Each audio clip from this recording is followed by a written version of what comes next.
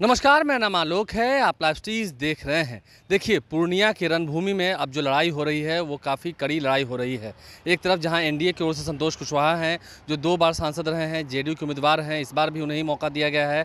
और वहीं दूसरी ओर बीमा भारती, जो कि आरजेडी की ओर से उम्मीदवार हैं, जिन्होंने हाल ही में जेडीयू का दामन छोड़ा है और आरजेडी का दामन थामा है। जेडीयू की विधायक रही थी, लेकिन उन्होंने चुनाव से ठीक पहले जेडीयू का साथ छोड़कर आरजेडी में आना स्वीकार किया और आरजेडी ने उन्हें पूर्णिया से टिकट दिया। लेकिन पप्पू यादव, जो कि जन अधिकार पार्टी के सुप्रीमो रहे हैं, उन्होंने अपनी पार्टी का विलय कांग्रेस पार्टी में कर दिया पिछले महीने मार्च के महीने में, जिसके बाद ये बात पक्की मानी जा रही थी कि पप्पू यादव ही पूर्णिया से महागठबंधन के उम्मीदवार होंगे। लेकिन अब पूर्णिया की सीट जो है वो आरजेडी के खाते में चली गई है। लालू प्रसाद से मुलाकात हुई थी पप्पू यादव की, लेकिन अब पप्पू यादव चुनावी रण में हैं। वो कह रहे हैं कि हम चुनाव लड़ेंगे। 4 अप्रैल को उनका नामांकन है। 3 अप्रैल को बीमा भारती अपना नामांकन पर्चा दाखिल करेंगे आरजेडी की ओर से, और पप्पू यादव भी निर्दलीय चुनाव लड़ेंगे। ये बात भी तय है। लेकिन ऐसे में बड़ी तस्वीर आपको दिखा रहे हैं। देखिए, बड़ी तस्वीर है। पप्पू यादव ने आज पूर्णिया के ही पूर्व सांसद उदय सिंह उर्फ पप्पू सिंह से मुलाकात की है। उदय सिंह उर्फ पप्पू सिंह एक बड़ी शख्सियत हैं। उदय सिंह ने पिछली बार भी 2019 में पूर्णिया से चुनाव लड़ा था, लेकिन वो चुनाव हार गए थे कांग्रेस की टिकट पर। उदय सिंह 2004 में 2009 में पूर्णिया से वे सांसद रहे। पप्पू सिंह का एक अच्छा रिकॉर्ड रहा है। उदय सिंह अलियास पप्पू सिंह काफ़ी बड़े व्यक्ति हैं और काफ़ी धनबल भी है उनके पास। तो ऐसे में पप्पू सिंह का एक अलग क्रेज़ रहा है। पप्पू सिंह भी 2 बार पूर्णिया से सांसद रहे हैं। इस बार भी कयास लगाया जा रहा था कि पप्पू सिंह ही चुनाव लड़ेंगे, लेकिन पप्पू सिंह को इस बार कांग्रेस से टिकट नहीं मिला। ये सीट जो है वो आरजेडी के खाते में चली गई और बीमा भारती वहाँ से उम्मीदवार हो गई। अब पप्पू यादव जब पप्पू सिंह से मिले हैं, पूर्णिया की राजनीति में काफ़ी गर्माहट है। देखिए, धूप की तो तपिश बढ़ ही रही है दिन पर दिन। वातावरण तो गर्माता ही जा रहा है, लेकिन राजनीतिक हलचलों के कारण और जो हवाएं हैं वो गर्म होने लगी हैं और लोगों को काफ़ी गर्मी का महसूस जो है, गर्मी जो है और काफ़ी लोगों को होने लगी है। ऐसे में पप्पू यादव की मुलाकात जब पप्पू सिंह से हुई है, क्या कुछ बातें हुई हैं? क्या पप्पू सिंह पप्पू यादव साथ साथ होंगे इस चुनाव में? पप्पू यादव तो चुनावी अखाड़े में हैं, पप्पू सिंह भी क्या उनका साथ देंगे? तो फिर महागठबंधन क्या कमज़ोर होगा? महागठबंधन की राहें और मुश्किल होंगी। पप्पू यादव क्या कुछ कह रहे हैं पप्पू सिंह से मुलाकात के बाद, ज़रा सुनिए। नमस्कार पप्पू जी, मैं आलोक बोल रहा हूँ पटना से, लाइव सिटी से। नमस्कार, प्रणाम। क्या हाल है? कैसे हैं आप? कैसे जी? बहुत धूप भी है और आप पूर्णिया में घूम रहे हैं, मैं देख रहा हूँ। अरे भैया, पूर्णिया में तो हाफ पैंट ना पहने थे तब से पूर्णिया में है। ये मेरा घर है तो कहाँ घूमे? जी। हम चल जाए नालंदा की छपरा की गोपालगंज, कहाँ चल जाए? मतलब आप बनारस। आपका 4 तारीख को नॉमिनेशन होना है, एकदम पक्का है ना? आपने तैयारी शुरू कर दी है 4 तारीख के लिए? मेरा कोई पक्का नहीं है, जनता का पक्का है। लेकिन हाँ, तो जनता कह रही है तो आप जाएंगे ना? भगवान करता है, जनता करती है। जी उनके बगैर आपकी कोई औकात और मुराद नहीं।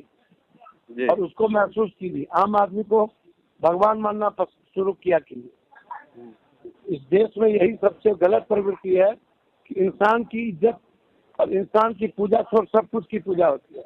आग, धतूर, गाय, बिल्ली, कुत्ता, सांप, छिपकली, धरती, हवा, सब, बस जिसके लिए सब कुछ बना उसकी पूजा आज तक इस देश में नहीं हुई। तो आपके लिए सब कुछ क्या है पप्पू जी? पप्पू जी, आपके लिए सब कुछ क्या है? जी, सब कुछ इंसान, सब कुछ इंसान, और कुछ भी किसी को नहीं। कुछ नहीं समझते हम किसी चीज। लेकिन पूर्णिया में भी तो इंसानों में हिंदू होते होंगे, मुस्लिम होते होंगे, क्रिश्चियन होते होंगे, ईसाई होते पूरा होंगे, होते हैं ना? इंसान, आई डोंट नो कौन है हिंदू, मुस्लिम, सिख, ईसाई, मुझे कोई लेना देना नहीं। कॉमन मैन, गरीब आदमी, फार्मर, महिलाएं, बेटियां, यूथ जो बेरोजगार है, जिसके जेब में 4,000 रुपये नहीं होते, 500 रुपये के लिए तरस जाता है। 1 कट्ठा, 2 कट्ठा, 5 कट्ठा, 1 बीघा से नीचे वाले लगभग 84% है। जमीन नहीं है। 80% लोगों के पास टीन का घर है। लगभग 68-67% लोग के घर में दाल नहीं है। लगभग इसी तरह 62% लोग सब्जी नहीं खाते हैं। हालात आप कभी समझने का प्रयास कीजिए कि क्या है। वकील नहीं है 99% लोगों के पास। नहीं, हमने देखा कि प्रधानमंत्री जब मेरठ में अपनी भाषण की शुरुआत कर रहे थे तो प्रधानमंत्री ने कहा जय जय सिया राम। तो पप्पू यादव भी तो जय जय सिया राम बोल सकते हैं, कोई दिक्कत तो नहीं है? भैया, जय जय सिया राम, जय जय कृष्ण, जय जय वाल्मीकि, जय जय संत रविदास, जय जय कबीर, जय जय। हम तो शिव भक्त न हो तो हम इंसान और मानवतावाद की ना बात करेंगे। हम तो वसुधैव कुटुंबकम की बात करेंगे। हम तो सबकी जय जय करेंगे। इसको तो कोई धंधा है नहीं। पूरे देश की इकोनॉमी 10 साल की बात क्यों नहीं करता है? ये क्यों भागता है? क्यों हर बार इमोशनल कार्ड खेलना चाहता है? कभी पुलवामा, कभी कुछ। देश के बारे में क्यों नहीं कहता है? वो तो कह रहे हैं कि इस बार जीत के आएंगे, तीसरे टर्म में तो देश की जो अर्थव्यवस्था है वो दुनिया के तीसरे पायदान पर होगी। देश जो हमारा दुनिया का तीसरे पायदान पर होगा। पहले इनको इकोनॉमी के प्रोसेस का पता है। इकोनॉमी का प्रोसेस पहला फंडा है, जब जेब में आदमी के पास पैसे खत्म हो जाए तो बाजार खत्म हो जाता है, और जब बाजार खत्म होगा तो हमारी इकोनॉमी, आपकी रुपये की वैल्यू क्या है, आपकी करेंसी की वैल्यू क्या है इस कंट्री में, कभी आप जानते हैं? आपको समझता क्या है? आपको इस देश के बाहर मदारी जानता है, मदारी। यह देश भैंस की, गाय का, बिल्ली का, छिपकली का, सांप का, नाग पंचमी तो दूध पंचमी, इस देश में भाग भगवान किस्मत के भरोसे लोग जीते हैं। कोई कर्मयोगी है इस कंट्री में? साउथ में जाइए तो वहाँ कर्मयोगी है। हिंदी पट्टी में सब भाग के भरोसे, भगवान के भरोसे जीता है। तब ना गरीबी है। गरीबी क्यों है? गरीबी पर बात क्यों नहीं करता है ये कभी? गरीबी मिटाने पर बात क्यों नहीं करता है? भ्रष्टाचार मिटाने पर बात क्यों नहीं करता है? मोटेशन के लिए पैसा, जमाबंदी के लिए पैसा, राशन कार्ड के लिए 3400 रुपया, पत्र बनाने जाओ, आय पर प्रमाण पत्र बनाने जाओ, जन प्रमाण पत्र बनाने जाओ, थाना जाओ, चार्जशीट के लिए पैसा, थाना में जाओ, केस लिखाने के लिए पैसा, डायरी देने के लिए पैसा, डायरी रोकने के लिए पैसा। कोई इज्जत है क्या? अरे अस्पताल में दवाई नहीं, अल्ट्रासाउंड, सीटी स्कैन नहीं, MRI नहीं, जांच नहीं, इस बात पर कहा नहीं बोलता है वो? देश की और स्कूलिंग व्यवस्था क्या है? 10 सालों में कस्तूरबा पहले कांग्रेस के रीजन में, कल्याण छत्रावास कांग्रेस के रीजन में, सेंट्रल स्कूल कांग्रेस के रीजन में, जिला स्कूल कांग्रेस के रीजन में, क्या कहते हैं, जितना आप स्कूल लो, इन्होंने एक स्कूल क्यों नहीं खोला भाई? इन्होंने IIT क्यों नहीं खोला? IIM क्यों नहीं खोला? क्या है?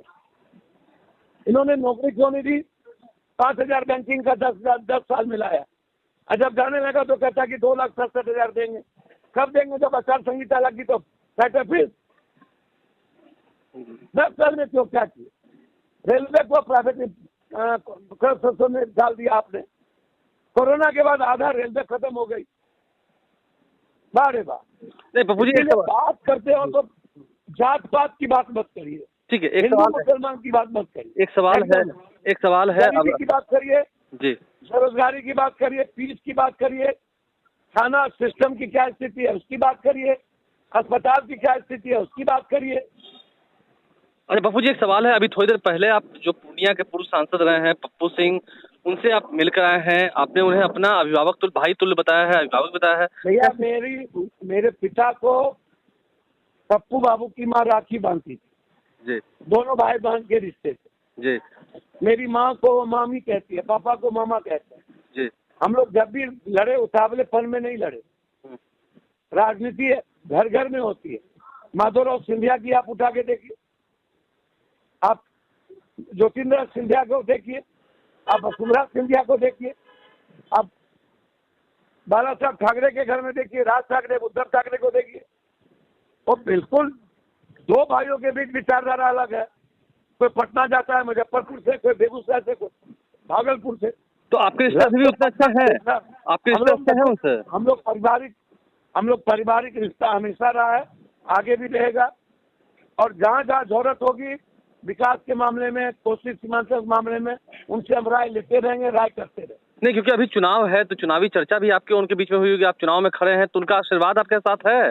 वो अपना आशीर्वाद भैया, कोई आदमी आशीर्वाद और स्नेह ही ना मांगेगा, वो देंगे कि कौन देगा? अब ये अर्जुन और दुर्योधन दोनों के पास चले गए जी। रावण भी शिव की पूजा किया, इसका क्या मतलब? बारे बात, रावणों शिव भक्त हो गए जी, भक्त न हुए रावण जी। बारे बात। तो ठीक है, तो आपको पप्पू सिंह जी ने क्या कहा? मतलब क्या वो ठीक है, वो अच्छे हैं? उन्होंने कहा कि हाँ आप लड़िए, आप अच्छा कर रहे हैं, आपकी प्रशंसा की उन्होंने? भैया मेरे लिए इतना ही काफी है कि हम लोग के रिश्ते बहुत अच्छे रहे, आगे भी अच्छे रहेंगे, अभी अच्छे हैं, आगे अच्छे रहेंगे। सम्मान हम लोग का बना रहे और हम लोग एक मर्यादा के तहत चले। हमारी लकीर एक मिनिमम मर्यादा के साथ हो, ताकि मिले तो खून के तरह मिले। और हम मानते हैं रिश्ता बचा रहनी चाहिए। अभी भी रिश्ता और अच्छा है रिश्ते में आपका? सब कुछ आपका रिश्ता अच्छा है, और बहुत मुझे अच्छा है। उम्मीद है कि हम दोनों भाइयों का रिश्ता बचा रहेगा और रिश्ते से ही सब कुछ प्राप्त हो जाता है। अंतिम सवाल मेरा आपसे है, ये बिहार की राजनीति में चर्चा हो रही है, आपने लालू यादव से मुलाकात की, तेजस्वी यादव से मुलाकात की, उन्होंने आपको धोखा दिया ना? तो एक बात बोलें, हम्म। हमको कोई व्यक्ति क्या धोखा देगा? हमारी प्रार्थना और पूजा में कमी रह गई होगी, या सीमांचल और कोसी की जनता जिसको साथ देती है वो मुख्यमंत्री बन जाता है। जी। तो हमने अभी अपने घर को, शायद हो सकती है कि कुछ पूजा बाकी रह गई होगी तो हम करेंगे और पूजा करेंगे। धोखा राजनीति में धोखा और राजनीति की हरकत कोनो सेवा और न्याय और मदद की है क्या? राजनीति तो बनी ही है राज और नीति, तो उसमें हम क्या कर सकते हैं? हमारे जैसा साफ सुथरा आदमी के लिए राजनीति आलोक जी है ही नहीं।